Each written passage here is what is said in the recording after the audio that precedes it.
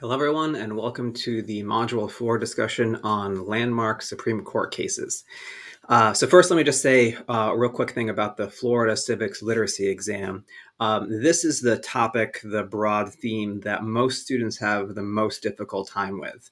Landmark Supreme Court cases, and then to a lesser degree, landmark executive actions made by the president. Mostly because a lot of this is just sort of like memorizing Supreme Court cases. There's potentially I think 35 or 40 Supreme Court cases that you kind of have to know. And that really is just sort of rote memorization, which is kind of silly, but that's what you have to do. So I would recommend if you go down to the last module in our course here, there's some links to study guides for you, or they can be found on our HCC Civics Literacy page. There's some PowerPoints and some slides and some extra material there for Supreme Court cases. I would highly recommend you look those over because it might help you a lot on the Florida Civics Literacy exam, because there are some questions where it's literally you have to know the Supreme Court case and what it did and what it said. So that's my quick warning about the Florida Civics Literacy exam. But this week, though, I want to try to get into something a little bit more difficult. So now that we've had a few weeks to sort of kind of figure out how this works and discussion posts and things like that, and if you got civics on your mind, we're going to have a kind of a difficult conversation because this is going to get kind of technical and kind of legal. Because we're talking about the Supreme Court here, and the Supreme Court has been in the news a lot the last few years because of big decisions that it makes. And most of the decisions that all of the courts make in America are based on the way that our system is structured. It's based on what we call precedent. Basically, the idea is that lots of things that have happened or happening have happened before, right? People have broken certain laws. And so a court, a judge, a jury is supposed to basically just look back and say, well, what did we decide last time this happened, right? Because this has happened before. So what do we do this time? We do what we did last time. And the idea is that we don't want a court system that just is based on the whims of one or two individuals or how people are feeling that day, right? There should be some sort of structure, some sort of expectations of how something works in our judicial system. So it shouldn't be like this thing is illegal today, but then it's legal tomorrow, but then it's illegal the next day, or you get the death penalty this day for this one, but you don't get the death penalty in that state. And so we want some sort of continuity there. And so precedent, the idea that judges and juries should always be looking back to past decisions and basing their current decisions and rulings on those past decisions. That's like one of the most foundational parts of our judicial system in America. That being said, sometimes the Supreme Court does overturn its own precedent. Like it made a decision, and then sometime in the future it says, nope, we're going to overturn that. We're going to overturn precedent. And that can be a pretty controversial thing, obviously. So I want you to think about two specific cases. And generally speaking, statistically, not everybody, but a lot of people support one overturning, but not the other overturning.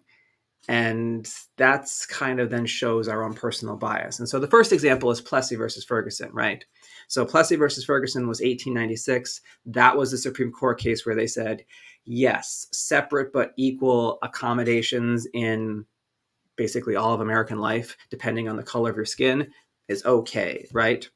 And that was the law of the land for like 60 years, basically. That was what helped usher in Jim Crow in the South and other parts of the country where basically we had a two-tiered system, right? That was the law of the land for 60 years. It wasn't until 1954 with Brown v. Board of Education that the Supreme Court said unanimously, 9-0, they said, you know what?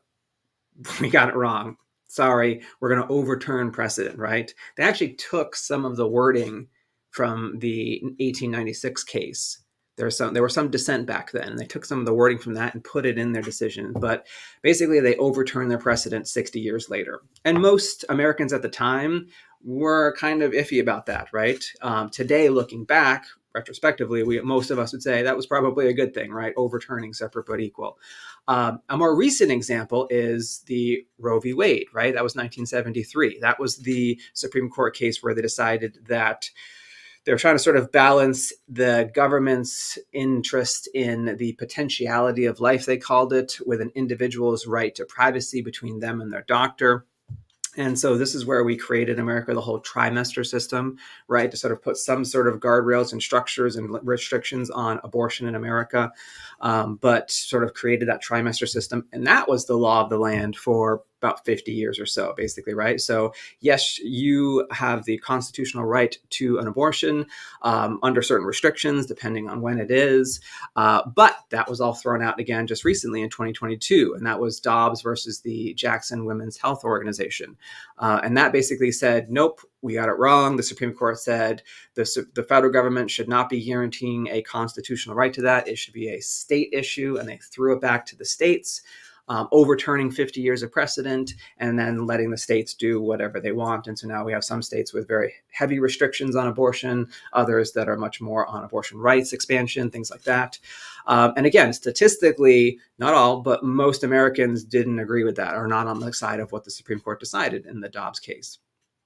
But it shouldn't be based up to what we feel, right? It shouldn't be based on how we think about a particular issue, because that's very biased. That's our own opinion, our own political ideology. And so my question for you that I want you to wrestle with this week is, based on these two cases or any other cases that you can dig up that talk about overturning precedent, is this: under what conditions should the Supreme Court overturn precedent? Like, what sort of things should they be taking into consideration when they decide to overturn 50 or 60 years of judicial precedent? And so just to give you some ideas of what might come into the conversation, it could be public opinion, it could be civil rights, it could be civil liberties, it could be history of our country, morality, ideology, maybe none of those things. Like, we need to have some sort of guidelines or framework for when it's okay for the Supreme Court to overturn precedent, because otherwise it's just up to us as individuals, and that's super biased. So I want you to see if you can come up with something that you think is more objective based on anything. When can the Supreme Court, or when should the Supreme Court be able to overturn its own precedent? I know that's a difficult question, so you might have to kind of wrestle with and think about it. So if you're not quite sure 100%, that's okay. But I'm really interested to hear your thoughts and opinions on this, and good luck.